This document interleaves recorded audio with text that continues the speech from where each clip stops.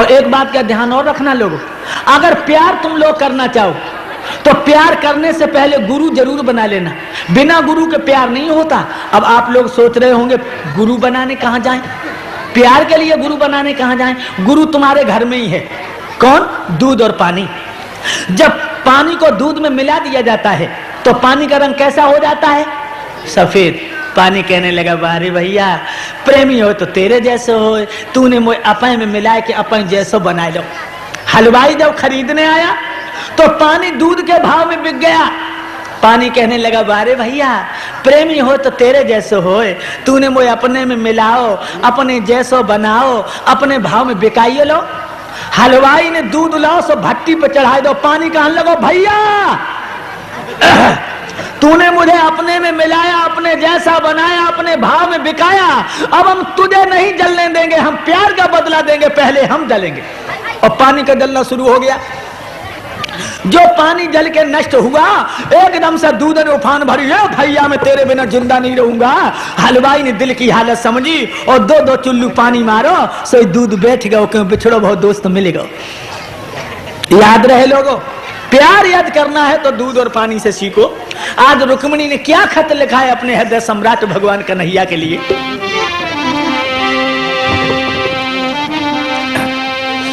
रोई रोई पाती रुक्मिणी बिटिया लिखी रही,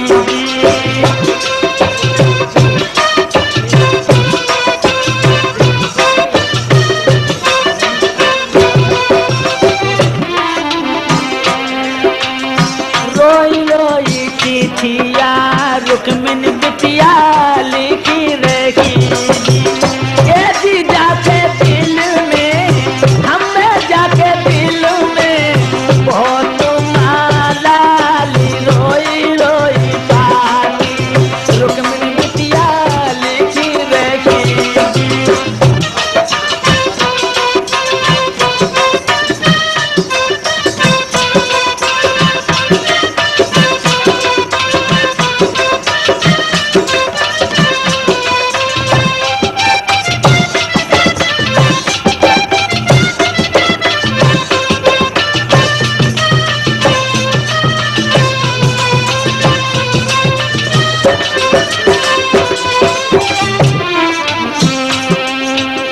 कुंदन पोर पे धरवा जैसे गिरी रहे जी।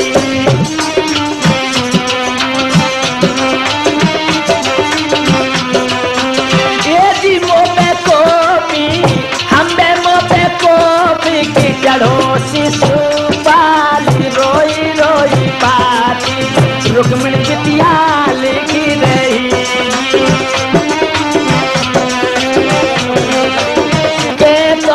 गले में बैया घन श्याम की, एजी के तो वीरन की बली है चले बात। रोई रोई पाती रुक्मिणी बिटिया लिखी रही।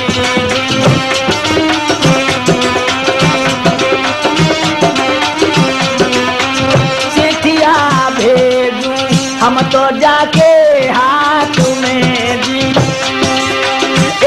तोते आए रहो, हमें तोते आए रहो है दीन आधार। रोई रोई पाती रुक्मिणी बिटिया लिखी रही।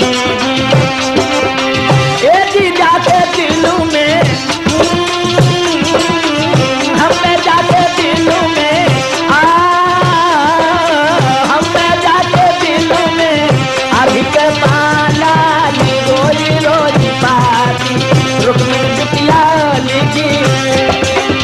भगवान श्याम सुंदर शिशुपाल आ गया है और हमें जल्दी ही ले जाना। इस तरह चिट्ठी लिख करके बंद करके बूढ़े ब्राह्मण को दे दी है रुक्मिणी ने।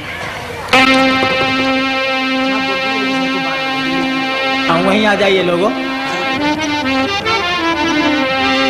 आज वो बूढ़ा सा ब्राह्मण रुक्मिणी का संदेशा लेके द्वारिका के लिए प्रस्थान करता है। चल दिए ले खबर को, चल दिए ले खबर को, द्वारका जाने लगे। चल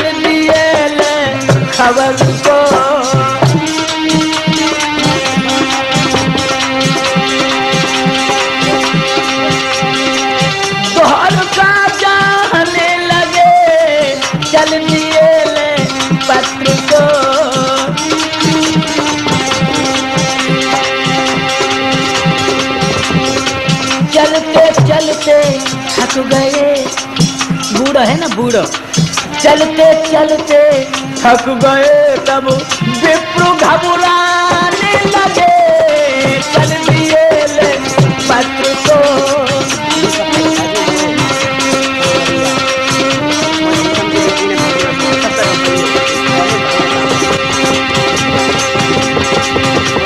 लेकिन याद रहे अब ब्राह्मण देव घबरा रहे हैं क्यों, चला नहीं जाता। और जब मानव को कहीं कोई रास्ता नजर नहीं आता तब वो एक गीत गाता है, अपनो दिखाई कोई ना दयो, तब दिल में सकुचाने लगे, याद करके श्याम की, याद करके श्याम की आधार गीत गाने लगे, चल दिए ले पत्र को। दोहर का गाने लगे, चल दिए ले पत्र को, चल दिए ले पत्र को, अब चल दिए ले पत्र को, आधार गीत गाने लगे, चल दिए ले पत्र को।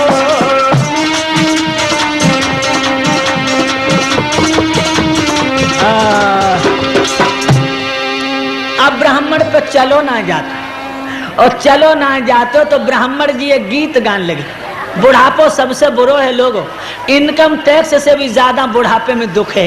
याद रहे कौन सा गीत गायो, जितने लोग बैठे हैं उस गीत को सभी बहुत जोर से गाएंगे।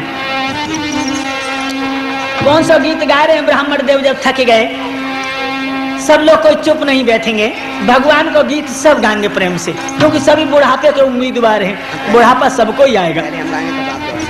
जब हम गाएं उसके बाद आप लोग दोहराएं उसको। मोए भीषम की बिटिया ने भेजो है सोनो पंडित जी,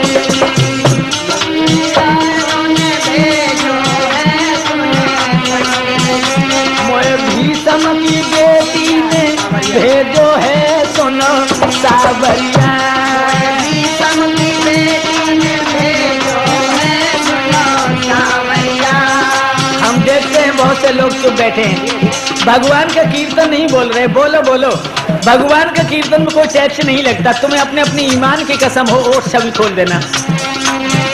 मोए भीषम की लाड़ो ने भेजो है सुनो सामरिया, मोए भीषम की लाड़ो ने भेजो है सुनो सामरिया। चलत चलत मेरी पैया पिरानी, चलत चलत मेरी पैया पिरानी, चलत चलत मेरी पैया पिरानी, चलत चलत मेरी पैया पिरानी। आएगा बुढ़ापा ढल गई जवानी, आएगा बुढ़ापा ढल गई जवानी, आएगा बुढ़ापा ढल गई जवानी, आएगा बुढ़ापा ढल गई जवानी। आखिर तो पूरी मेरी उमरिया सुनो सामरिया,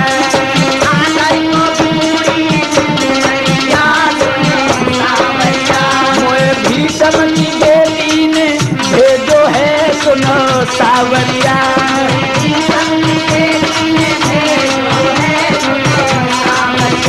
मोए भीषम की लाड़ो ने भेजो है सुनो सावरिया,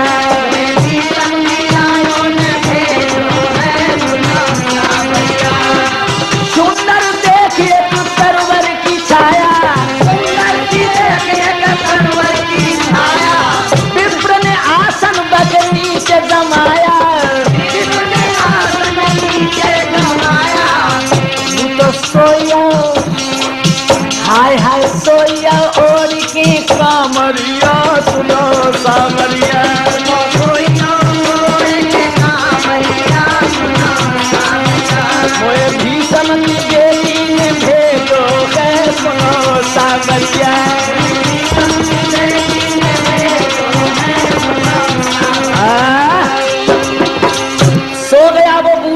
ब्राह्मण, भगवान द्वारकाधीश ने देखा कि मेरी प्राण प्यारी को भेजो भव्य तो मार्ग में ही सोए गयो। अपने दूतन को भेज के भगवान श्याम सुंदर ने वह ब्राह्मण को वहां से उठवाए के अपनी बगीची में लेटवाए लियो।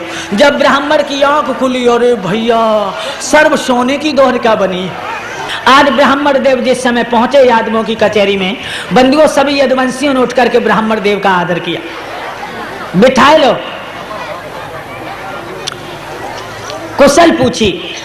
लेकिन भोजन कराने के बाद ये ध्यान रहे, तुम्हारे यहाँ कोई हितू रिश्तेदार आ जाए तो उसे पहले कुशल कभी मत पूछना जब तक उसे भोजन न करा दो, क्योंकि वहां तो कोई दुर्घटना हो गई और वो 20 कोस से बेचारा हारा थकाया, तुमने पहले कुशल पूछनी शुरू करती, उसने दुर्घटना बता दी, घर में रोआ पीटी मचने लगी, भाई कोई पानी की पुछैया ना। पहले तो तुम उसे भोजन कराओ, बाकी बाद में कुशल पूछो। तो अब बलराम जी बोले, ब्राह्मण देव तुम कहां से आए हो? जवाब देव में कुंदनपुर से। अरे कुंदनपुर में तो राजा भीष्मक रहते हैं। हाँ, कल कुशल तो है? हाँ कुशल है। चारों तरफ देखने लगे पंडित जी। बलराम कहने लगे क्या देख रहे हो? ब्राह्मण देव कहने लगे मैं ये पूछना चाहता हूँ कि तुम लोगों में भगवान कन्हैया कौन है? बलराम जी कहने लगे वो कौन है, बैठो कालो कलूटो सो वही श्याम सुंदर है। जो पंडित जी ने भगवान कन्हैया को देखो, मन ही मन में कहने लगे मोड़ी ठगी आई है, हाजा काले कलूटे पे मर बैठी। और भगवान ने तिरछी चितवन करके देखो अल्लाह, उस पंडित जी कहने लगे लो जी तो भेड़ा है। लेकिन जो ओठन पे मुस्कुराहट थिरकी, पंडित जी वो मुस्कुराहट को देखकर मानो उनके अंतःकरण को छू गई। पंडित जी कहने लगे नहीं नहीं, श्याम सुंदर काले जरूर है लेकिन छवि कितनी है, टकटकी लगा गए पंडित जी। बलराम कहने लगे पंडित जी ऐसे टकटकी लगा कर नजर मारोगे मेरे श्याम को? चौंक पड़े, ना ना मैं आपके श्याम से एकांत में बात करना चाहता हूँ। अच्छा ले जाओ कन्हैया, जाओ एकांत में, दक्षिणा अच्छना की बात करेंगे, एकांत में ले जाओ। पंडित जी को एकांत में ले गए श्याम सुंदर। रुक्मिणी बारी चिट्ठिया पंडित जी ने श्याम को गाई। श्याम सुंदर ने चिट्ठी पढ़ी तो जवाब दिया, दे तो कोई लड़की का पत्र है। जवाब दिया हाँ, राजा भीष्म की बिटिया रुक्मिणी है और तुम्हें बहुत प्यार करती है। बाको भैया रुकुम है, वह ने अपने साले ससुराल को बुला लियो, और जो कल तक श्याम सुंदर तुम न पहुंची तो लड़की तुम्हें जिंदा नहीं मिलेगी। भगवान कन्हैया कहने लगे जाओ, हम नहीं जा पाएंगे, लड़की से कह देना शिषपाल के घर चली जाए, वो वहां रानी बन के रहेगी, और अगर हम उसे ले आएंगे तो हमारे यहाँ ग्वाल नहीं बजेगी। एकदम पंडित जी चीख पड़े, श्याम मर जाएगी लड़की, वो तुम्हें प्यार करती है। 3 दिन हो गए उसके पेट में अन्न का दाना नहीं पहुंचा। पंडित जी कहने लगे तो भगवान कन्हैया बोले हम चलवे को तो तैयार है, लेकिन मतलब एक है कहा कि हम बहुत छोटे हते, गांव की लड़कियां माखन बेचने जाती, हम क्योंकि चुनरिया फाड़ देते, क्योंकि मटकिया फोड़ देते थे, हम इतने बदनाम हो गए कि अब यादव लोग हमें घर से बाहर नहीं निकलने देते हैं। अगर तुम हमें लेके चलना चाहते हो तो यहाँ से जा कचहरी में बैठ रही कहियो अब तो हम चले हैं। सब यादव लोग तुम्हें विदा करने फाटक तक चलेंगे, और जो लोग फाटक लो पहुंचो तो लोग खांस के 2-4 बार खोपड़ी को पकड़ के बैठियो। सो हम बलराम भैया से कहें भैया पंडित बूढ़ है, जब चलो ना जाते सो बलराम कहेंगे जब रथ में बैठा रहे घरे कर, हम तुम्हें रथ में बैठा रहे घरे करें, उन्हें तो ब्याह और गोनो। अकल बता दी कन्हैया ने। पंडित जी आए, कचहरी में बैठ गए, और पंडित जी कहने लगे पंडित जी बोलो बात सुनो, यदुवंशी श्रेष्ठ कहाते हैं, यदुवंशी श्रेष्ठ कहाते हैं। आज तलक यादव कुल में कछु दोष नजर न आते हैं।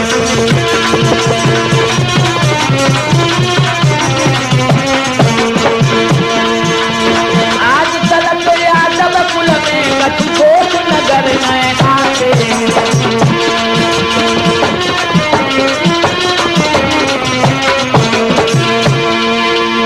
और क्या कहा, अब आज्ञा दो हमको जल्दी, हम तो अब घर को जाते हैं, हम तो अब घर को जाते हैं।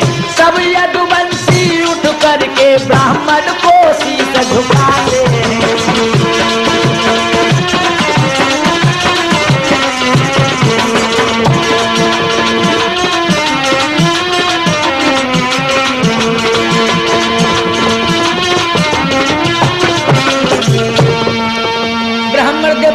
ना ब्राह्मण देव कहने लगे ब्राह्मण को धन केवल भिक्षा, अब हमें चलन दो। सब यादव लोग पीछे है गए। मेरे बंधुओं पंडित जी 10 कदम चले और कैसे करने लगे,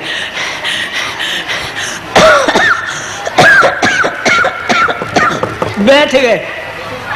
बलराम कहने लगे क्या बात है पंडित जी, चलो चलो चलो।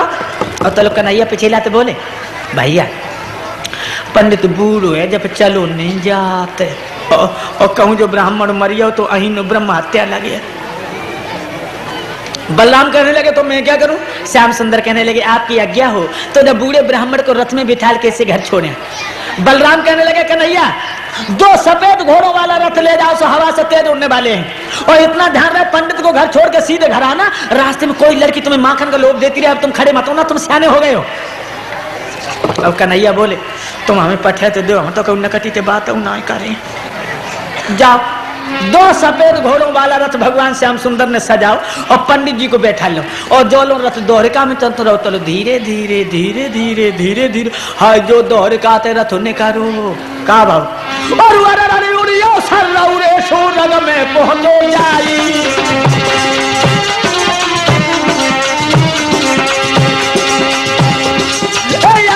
उड़ियो सरौरे सोरग में पहुंचो जाई, और आसमान में पंडित पर तो गएगा वाराई।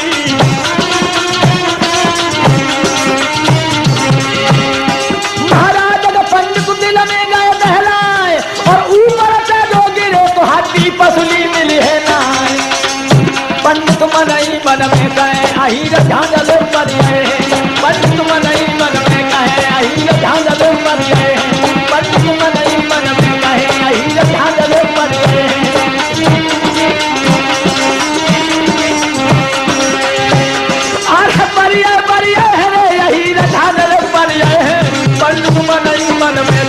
भैया लोगों इतनी तेजी से रथोड़ा है कि ब्राह्मण देव को कलेजो कपेगा। जो लोगों ने होश आओ तो लो भगवान ने कुंदनपुर की सीम दबा ली और रथ को नीचे उतार लिया। पंडित जी कितनी दूर रहेगा कुंदनपुर। अब पंडित जी बोले रथ को नीचे नीचे चलाओ तो 2 कोस रहेगा। भगवान कहने लगे डर गए हो, चिंता मत करो 2 कोस रह गया। हाँ एक बात बताओ शिशुपाल की सेना आ चुकी थी। पंडित जी कहने लगे हाँ। कितनी सेना थी? 11 अक्षोणी। भगवान कहने लगे हुई हो ब्याह। अरे मैं अकेला आया हूँ 11 अक्षोणी सेना का मुकाबला कैसे करूंगा। लड़की से जाकर के कह देना कि वो शिशुपाल की दुल्हन बन के चंदेरी में चली जाए। एकदम से पंडित जी चीख पड़े श्याम मर जाएगी लड़की, वो तुम्हें प्यार करती है। भगवान कहने लगा अगर लड़की पर तुम्हें ज्यादा तरस आ रहा है तो गांव के बाहर हमें दे दो तो हम लाई जाए। भीतरी गांव के बाहर दे दो हमें।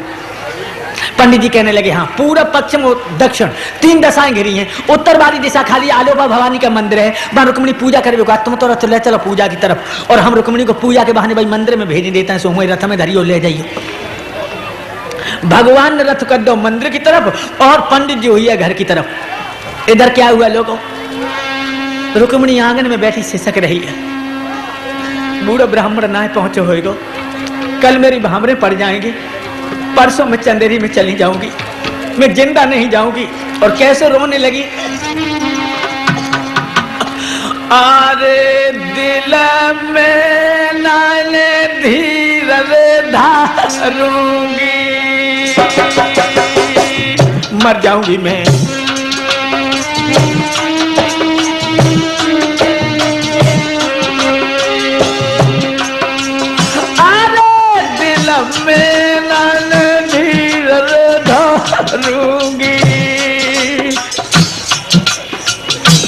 और मैं तो पानी में डूब के मारूंगी, मर जाऊंगी मैं, मर जाऊंगी मैं। अरे मैं तो आत्मघात करूंगी, और मैं खा के जहर वाले मरूंगी।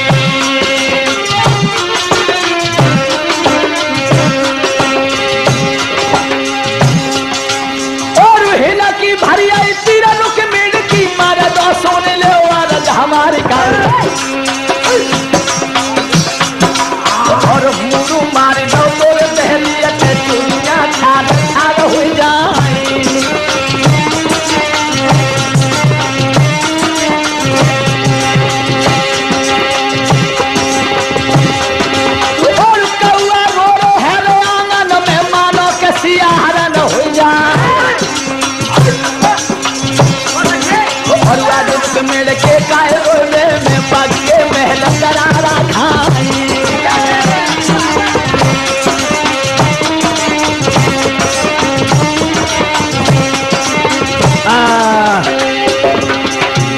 मेरे नौजवान साथियों, इधर तो रुक्मिणी सिसक रही है और तौलों का भाव। अरे पंडित जी आ गए, कहो कहो मेरे श्याम सुंदर आ गए हैं, कितने यादव हमें लेने को आए हैं, कितनी फौज लाए। पंडित जी कहने लगे चुप रहे, हम तो जानते जन कि तो मलूक हो या कालू कालू तो धारो। रुक्मिणी कहने लगी नहीं पंडित जी, मेरे श्याम काले नहीं है, मेरे श्याम तीनों लोगों से निराले हैं। कितने लोग आए मुझे लेने को। पंडित जी कहने लगे एक रथ, बा में 2 घोड़ा और खुद यहाँ के रहो बाकी पूरे शरीर की 250 ग्राम सौदा है। एकदम जवाब दिया। तो और कोई नहीं आया? नहीं आया। पंडित जी बोले अगर तू उसकी जान की खैर चाहती है तो पूजा के बहाने मंदिर में चली जा, कानों कान किसी को भनक न हो, और रथ में बैठ के चली जा, क्योंकि चारों तरफ 11 अक्षौणी सेना लगी है। और एक अक्षौणी कितने का होता है लोगों? एक अक्षौणी 2,18,700 का होता है। और सेना कितनी थी? 11 अक्षौणी। रुक्मिणी कहने लगी पंडित जी जाओ, अब हम चली जाए, कैसे उन्हें कहे कि तुम जा। पंडित जी कहने लगे हाँ मतलब न करियो, अब जा, न रोटी की न पानी की, जाओ। ये जल्लर की चुटकी चिड़ी उड़ा रही है, अरे हमें भूख लगी है। रुक्मिणी कहने लगी पंडित जी आज मैं तुम्हें रोटी नहीं खवा पाऊंगी। क्यों क्यों? आज भी रोटी नहीं खवाएगी तू? नहीं। क्यों? क्या बोली रुक्मिणी? जो भोजन तुम्हें जमाए विप्र देर बहुत हो जावेगी, और मेरे कंठ की सवारी है बा मंदिर तेरा में जावेगी।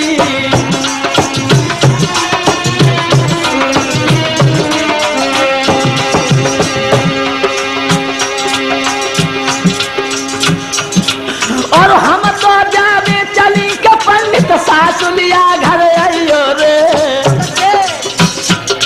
और मेरे आंगन में बैठ के पंडित भोजन जीवर खाइयो रे। मेरी सासू के घर आइयो, फिर मैं तुम्हें खूब फटाएगी, खूब अच्छे अच्छे भोजन कराऊंगी, खूब अच्छे अच्छे। और क्या बोली? और पंखा ले हाथन में पंडित भोजन तुम्हें कराऊंगी, आधारक बुला के द्वारे पे और बाऊ के गीत सुनाऊंगी।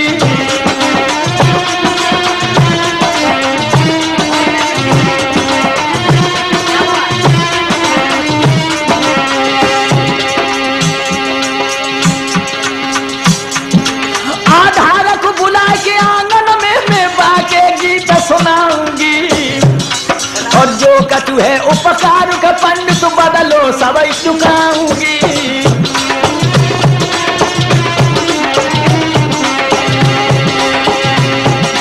और जो आधार न मिले तो कैसे तो राठौर की मगवाऊंगी, और समय धर के चैप तुम्हें गीतन को स्वाद चखाऊंगी।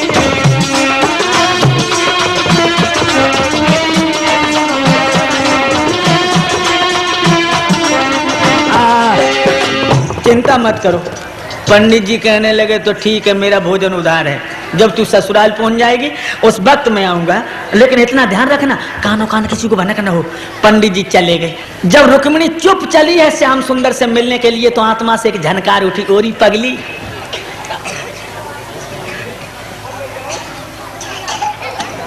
जिस मैया ने तुझे 9 महीने अपनी उदर में रखा, उस मैया को भी धोखा देके जा रही है। रोने लगी रुक्मिणी। जब कोई लड़की ससुराल को जाती तो अपने मैया और बबला से मिलकर जाती है। मैं कितनी किस्मत की खराब हूं कि मैं अपनी मैया से कह भी नहीं सकती हूं कि मैं ससुराल जा रही हूं। चाहे कुछ भी हो, चाहे बात भले ही खुल जाए, लेकिन मैया से मिलकर जाऊंगी। थाली लेकर के नौजवान साथी उस कमरा में पहुंची है रुक्मिणी, जिसमें रुक्मिणी की माँ आंखों से पट्टी बांधे औंधी लेती। माँ माँ माँ, हाँ रुक्मिणी। माँ अपने आंखों की पट्टी खोलो माँ। क्यों? नहीं, बना रंग है, मैं अत्याचार देख नहीं सकती, मुझे यूं तरफ न रुक्मिणी, मुझे मत खोल, मेरी आंखें मत। रुक्मिणी कहने लगी नहीं माँ आंखें खोलो। आगे झपट के रुक्मिणी ने दोनों आंखें खोल दी। माँ तुम क्यों रो रही हो? मेरी किस्मत में रोना लिखा है माँ। माँ मेरी भामरे कब पड़ जाएंगी? कल। और मैं ससुराल कब चली जाऊंगी? परसों। माँ मैं पूजा करने को जा रही, लेकिन मेरे मन में ऐसा हो तो कि तेरे गले से लग के खूब रोए लें। रुक्मिणी की माँ कहने लगी कि पागल हो गई, अबे तो रोया तो आंखें सूझ गई। पर जब जाते वहीं रोई ली। और रुक्मिणी बोली, अम्मा तुम जाए सोच ले कि हम भाई जाती, लेकिन मोए रोए लेने कारू चको रची रही है। अब मैं ना पता इधर नहीं बेटियां कार नाटक रचाती। हाय बतो गले तो लगी है और रोन लगी। कैसे रोए रही? दुल्हन बन के चली ससुराल, दुल्हन बन के चली ससुराल, दुल्हन बन के।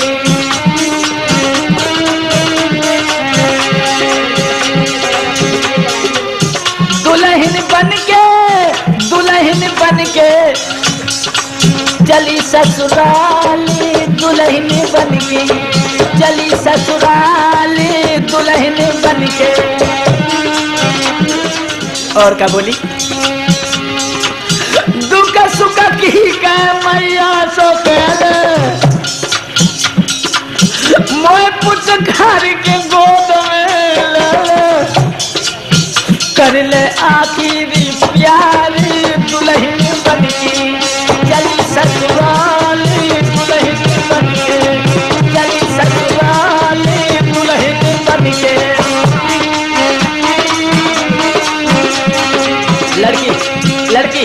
लड़की ए लड़की छोड़ मेरे गले को। नहीं माँ रो लेने दो। और क्या बोली रुक्मिणी? अम्मा के गले पे लटकी आई, लटकी।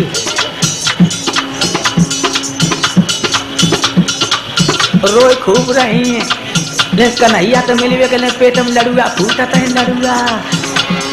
अब में देखे वे को रोए रही।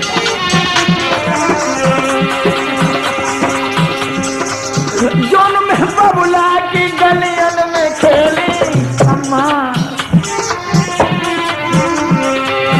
जोन में बबुला की गलियन में खेली, संग रही मेरी संगों की सहेली, सब कुछ चल बई बिसारी, दुल्हन बन के चली ससुराल, दुल्हन बन के।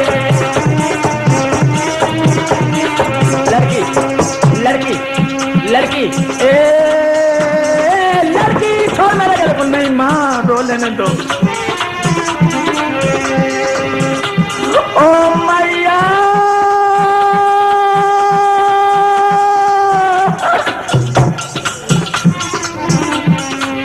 रक्षा बंधन पे मोर बोले भैया, छोटे भैया को मेरे घर बैठाइए, लिबाइबे आइए आधारी, दुल्हन बन के चली ससुराल, दुल्हन बन के चली ससुराल, दुल्हन बन के।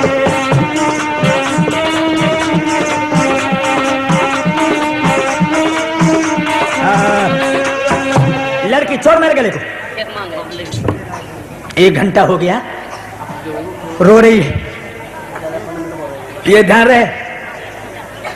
3-4 लड़कियां और चली जाओ, रुक्मिणी को मंदिर में ले जाओ और जल्दी पूजा करा के जल्दी लाओ। ये रोए नहीं। हाँ 3-4 बितरियां ठारी हो गई और मारी गुस्सा के मारे रुक्मिणी को पेट भरिया। जे नकटे हुन कछु उदम न मचा दे, बे अकेले ही तो हैं। अब क्या बातें करने लगी सखियां। एक सहेली कह रही सुनो, बहना मेरी सुनो, आली मेरी सुनो, भैया मेरी बहन रही भेराई जी।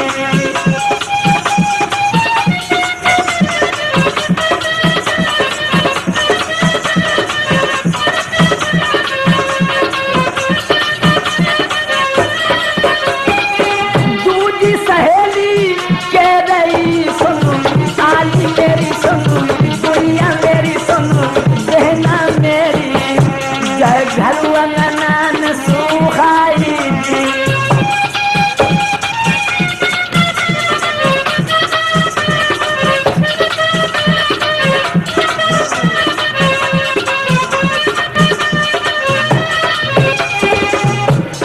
अब चली है रुक्मिणी मंदिर के लिए। कैसे जा रही है? धीरे धीरे रुक्मिणी चल भाई, दे दे भमर कलिन पे पामुरे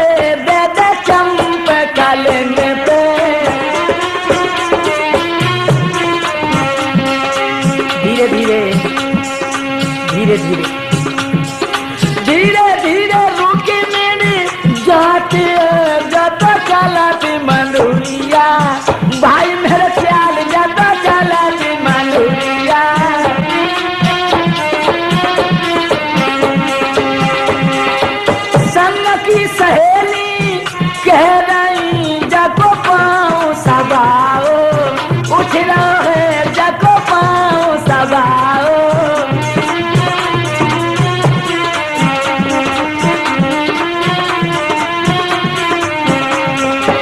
रुक्मिणी भाजत जाती है ये कुकौआ उड़ियो, मूड़त ये कुकारा उड़ियो।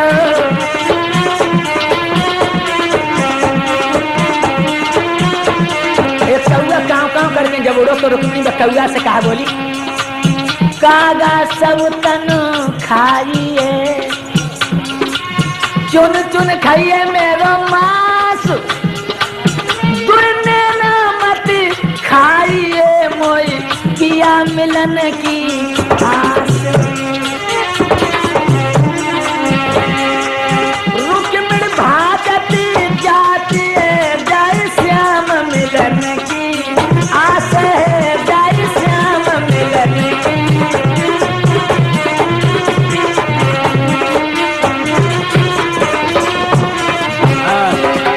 मंदिर में जाकर के पहुंची लोगों, और रुक्मिणी अंदर मंदिर में घुस गई, देवी की पूजा की है।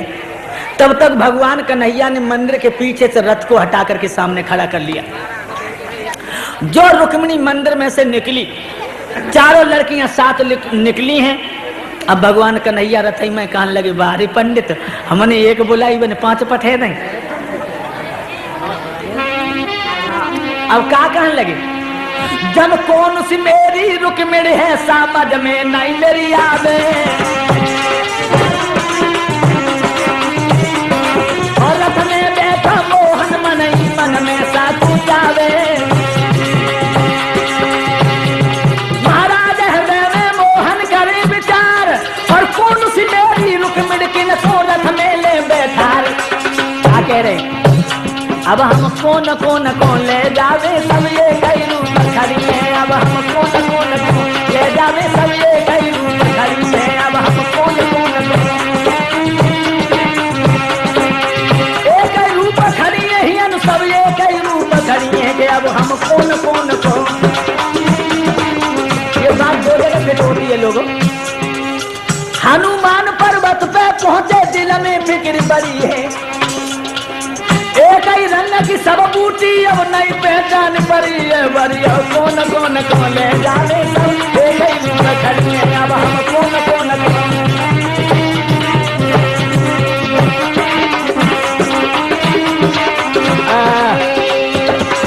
इधर रुक्मिणी ने सोची कि कहूँ ऐसो न हो श्याम सुंदर मेरे धोखे मेरी सहेली को धरे ले चले जा। सो जोन हाथ में कंगन मंदो सो हाथ उठा के सकीन तक ले और बहना जे कौन की फौजे हैं, जे अस्तुथामा की, जे सुशर्मा की, जे भूरश्रवा की, जे दंत्र बक्र की, और जो हाथों कंगन कन्हैया ने देखो समझिए जय है चमक छल्लो। अब कन्हैया बोले, ए लड़की इधर आ। एक लड़की कहने लगी, कौन हो, तुमको शर्म नहीं लगती, या मेरे साथ में भीषम की लड़की है, कौन होता तुम। और रुक्मिणी बोली, तू चुप रहना कटे बात मत हो रही, तू बीच में दादी बनती ना काटे ली। हाय बा बिटरिया से मिट के ठाड़ी हुई बात ना पता कि नाटक सब बनो बनाओ। लड़कियां चुप हो गई। अब भगवान के सामने थोड़ी बढ़त गई। रुक्मिणी बोली, तुम कहाँ रहते हो। भगवान कहने लगे, हर जगह।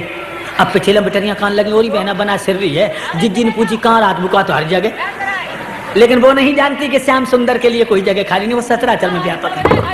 जब अवतारी है। रुक्मिणी बोली, तुम्हारी कमर में क्या है। बंसी। बंसी तुम बजा लेते हो। कन्हैया कहने लगे, बहुत अच्छी। रुक्मिणी कहने लगी, तुमने मुझे सुनाए दो। कन्हैया कहने लगे, आज नहीं। क्यों। जानते हैं श्याम सुंदर जो हमने बजाई बसुरिया, 4 और दुश्मन बैठे सब तोड़ डाली पसुरिया। कान लगे, याद नहीं। रुक्मिणी कहने लगी, तुमने मुझे दिखाई दो। भगवान श्याम सुंदर बोले, मैं बंसी तुमको दिखाऊंगा भी नहीं, क्योंकि मेरी बंसी इतनी विलक्षण है कि जब बंसी को जो सुनता है देखता है वो उस पर मुग्ध हो जाता है।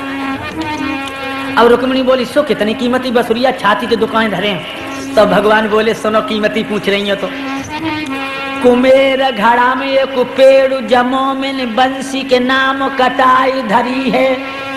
शेषन काटी महेशन पेड़ी ब्रह्मा ने सनकाद करी है। विष्णु ने जब छेद करे आधार चैतन्य ने देखी घरी है। सो मांग रही देखन को मेरी अरबन खरबन की बसुरी है। इतनी कीमती बसुरी है। कहने लगी तो ने के मुझे दिखाई दे, मैं तुम्हें वापस कर दूंगी। भगवान कहने लगे कर दियो क्या? हाँ तो ले। भगवान ने ऐसो हाथ करो, रुक्मिणी ने हाथ बढ़ाओ।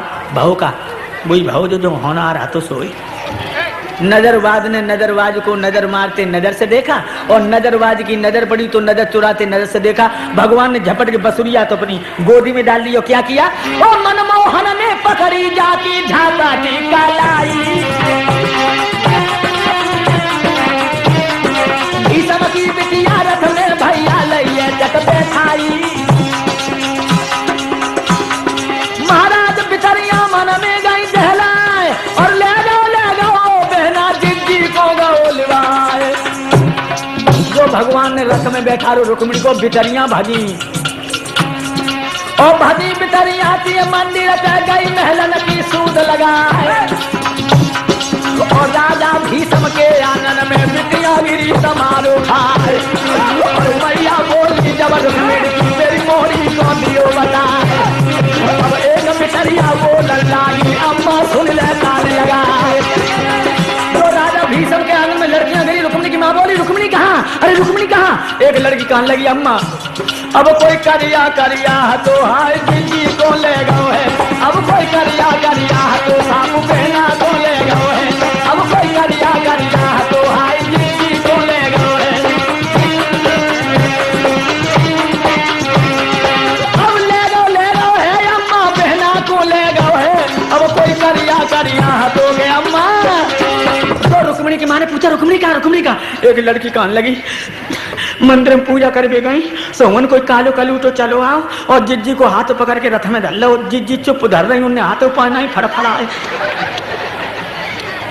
एकदम से रुक्मिणी की मां कहने लगी चुप रहो, श्याम सुंदर के सिवा और कोई नहीं, चुप रहो। लेकिन भैया चुप कैसे रहे? तब तक रुकम आ गया, कहने लगा चुप नहीं रहो। रुक्मिणी कहाँ है? एक लड़की कहने लगी मैं मंदिर में पूजा करने गई थी, वहां कोई काला कलूटा चलाया और बहन रुक्मिणी को रथ में धर के ले गया। एकदम रुकम कहने लगा मैं जानता हूं जो हरामी का पिल्ला मेरी बहन को ले गया। उसने दही के धोके चूना चाटा है। मेरी बहन को ले जाना, लोहे के चने चबाना है। कंस नहीं, अगासुर, बकासुर, चारूर और मुष्टि को कुबलिया पीड़ हाथी नहीं जैसा तू मार के निकल जाएगा। और बंधुआ एकदम से रुक्मिणी ने 11 छोड़ी सेना सजा ली। और भगवान ने मंदिर से रुक्मिणी को रथ ज्यादा 2-3 खेत चलाओ और ठाड़ो कर लो। रुक्मिणी कहने लगी जल्दी ले चलो, जल्दी ले चलो। कहूँ भैया ना जा, जल्दी ले चलो। भगवान कहने लगे चुप रहो, 750 को घोड़ा उड़ के आए, थके ना, जल्दी ले चलो, जल्दी ले चलो। ऐसो भैया के पुल बांधेगो। और भैया तो लो चारों तरफ से भगवान श्याम सुंदर को रुक्म की सेना ने घेर लिया। जो रुक्म की सेना ने कन्हैया रुक्मिणी को घेरो, सोई रुक्मिणी झपट के श्याम को पकड़ लो। कन्हैया अब क्या करोगे? कन्हैया कहने लगे छोड़ छोड़ कर पकड़ के पिटवाएगी हमको, छोड़। और तब तक सामने रुक्म पहुंच गया, कहने लगा है कुत्ता आज खूब तू मेरे फंदे में फंसा है। अभी तक माखन चुराता रहा, फिर औरतें चुराने का धंधा शुरू कर दिया। ठाड़ो रहिए तू नीच गमार रे, ठाड़ो रहिए।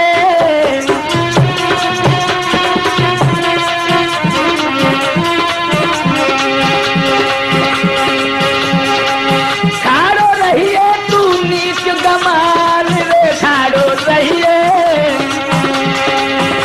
तो धर्म बीजत फार रे, ठाड़ो रहिए।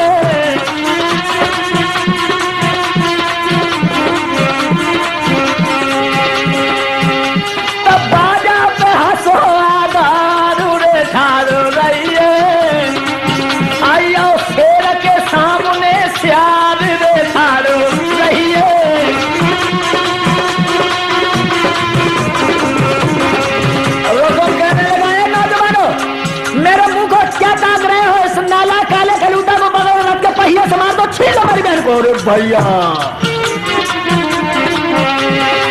जितनी फौजे रोटी दुश्मन की एक ही संग के पड़िए बोल बजबैया रखते कूद में बड़े भेरा। क्या किया? जितनी फौजे रोटी दुश्मन की हरने उतने ले बना।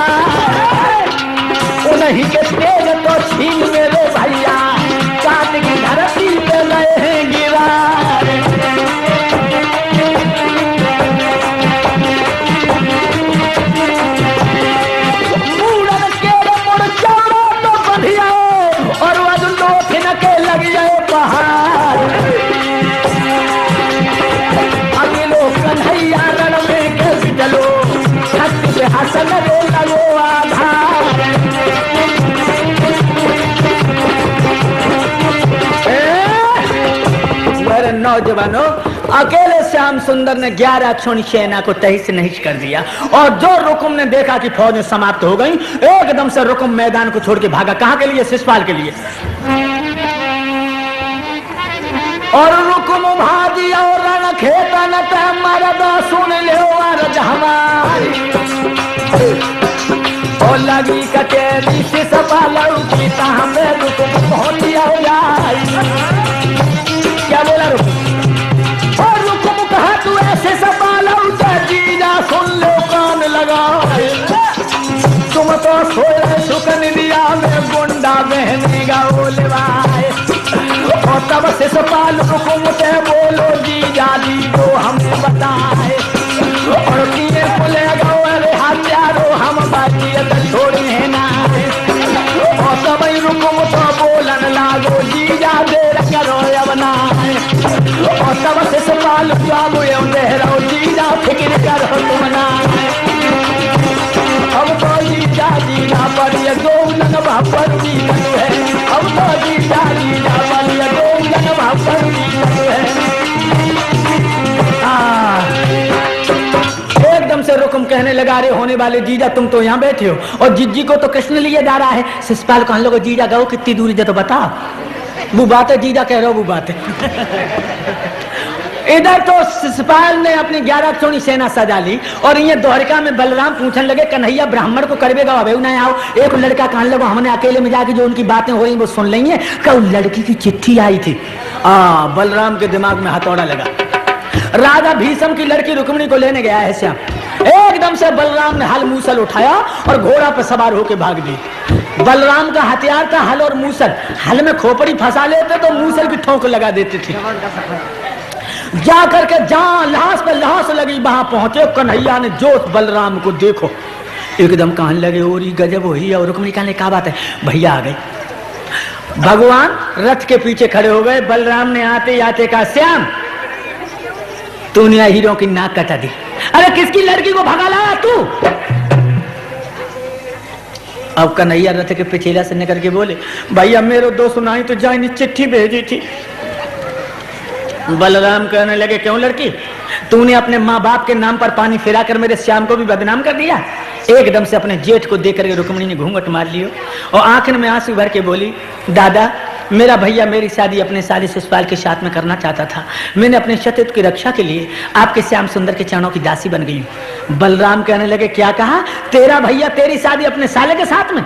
हाँ।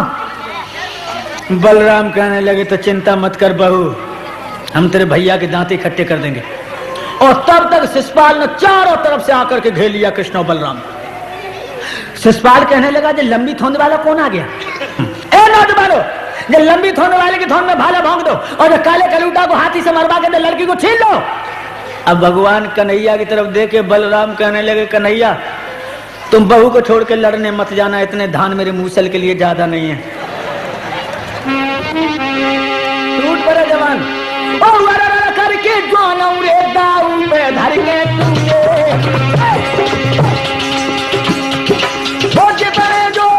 दुश्मन के सब दाऊ पे बड़े दुआर और जर के बर के बल दाऊ में हल मुसल कोई उठा।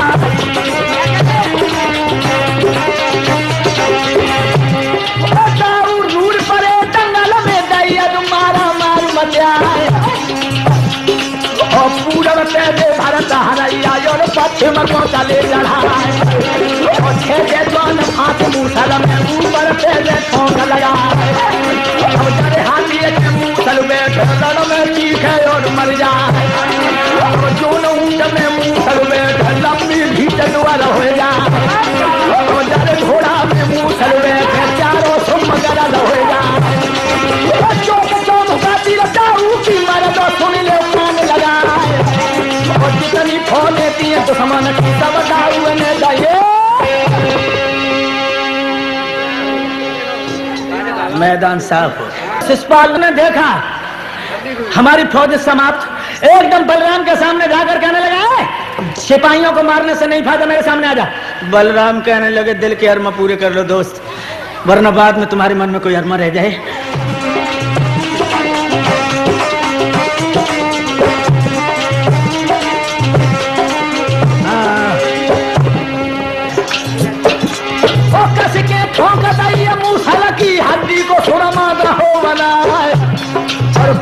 खड़ी है सत पालव के जल से भाग्यो भेरा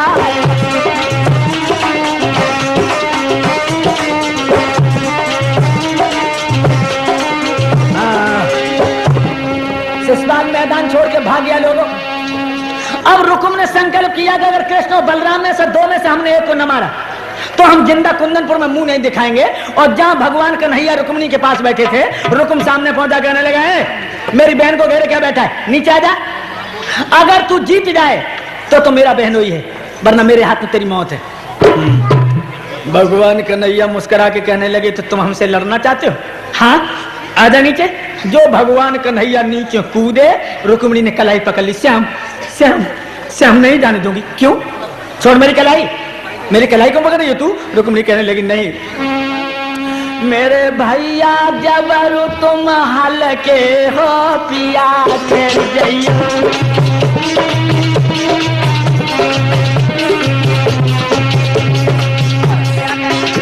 मेरे भैया जबरू तुम हल्के हो पिया कर जइयो।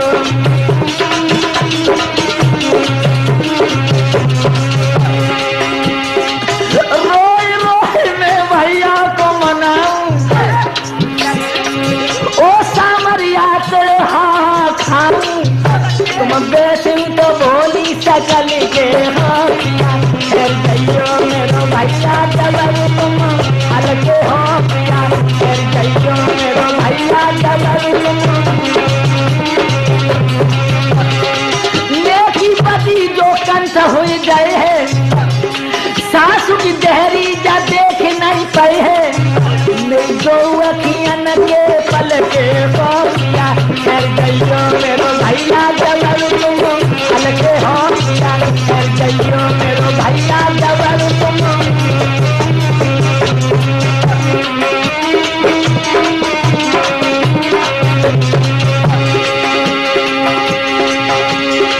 ओ आधार उनका बाज के आइए।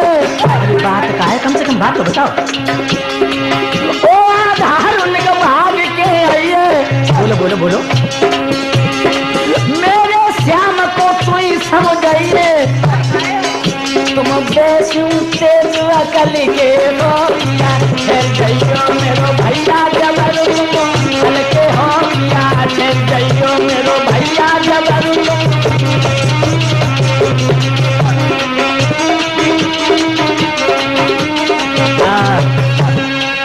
भगवान श्याम सुंदर कूद पड़े हैं और कूद करके मेरे नौजवान साथियों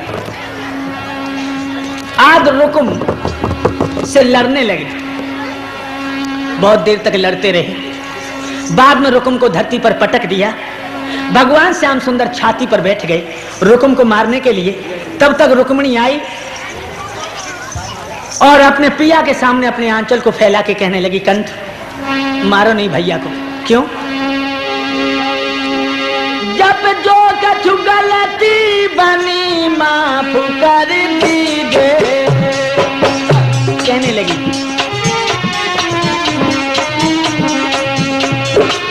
मेरे भैया की भीख कंठ मोल दीजिए।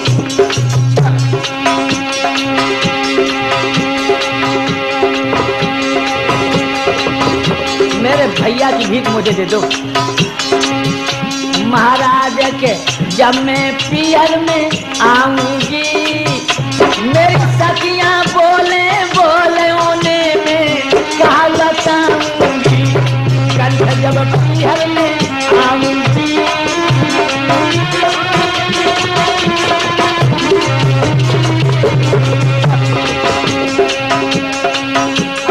श्याम तब मन में मुस्कुराए। रस्सी एक तुरंत भैया वो उठाए कर लाए। हाथ बके दोनों बांधे हैं और को लेके चले के साले को धर कर कांधे हैं। के रथ के पीछे चारों है और रुक्मिणी कहे मत मारो नाथ तुम्हारो चारों है।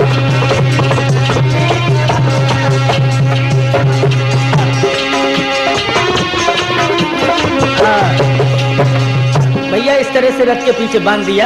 हुआ क्या, और तब तक हाय बलराम पास बारथ के आए गए हैं रे, पास बारथ के आए हैं। और रुक्म को बंधो तो देख वचन ये फरमाए, कन्हैया कहाँ करवाओगे, और उस रिश्ते में ये करो बिहार वे कहाँ को जाओगे। बात सब उनकी आए मानी, और रुक्म को छोड़ो है हरने पर एक बात कानी, और मूछे करके सांप छोड़ जाओ शाले को भाई, हरिहर बोलो मेरे भाई, और कर्म देखना मिले करो लालो चतुराई, हरिहर बोलो मेरे भाई।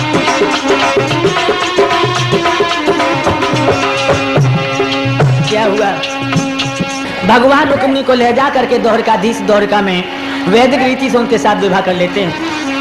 रुक्मिणी विवाह की कथा रे मेरे नेत्र सुनाए गई जाके, घड़ी रही है भैया पूरे चारियों आगे बजा के, नर करो या राम रे शादी तो अब घर जाके। महाराज सुनाई गई मैंने लीला भरपूर, मैं सभी नमस्ते लीजो भैया करियो माप कसुले, करिया नागिन बन के डस गई मोहन तेरी बांसुरिया, करिया नागिन बन के डस गई मोहन तेरी बांसुरिया, तेरी बांसुरिया रे रसीले तेरी बांसुरिया, करिया नागिन बन के डस गई मोहन तेरी।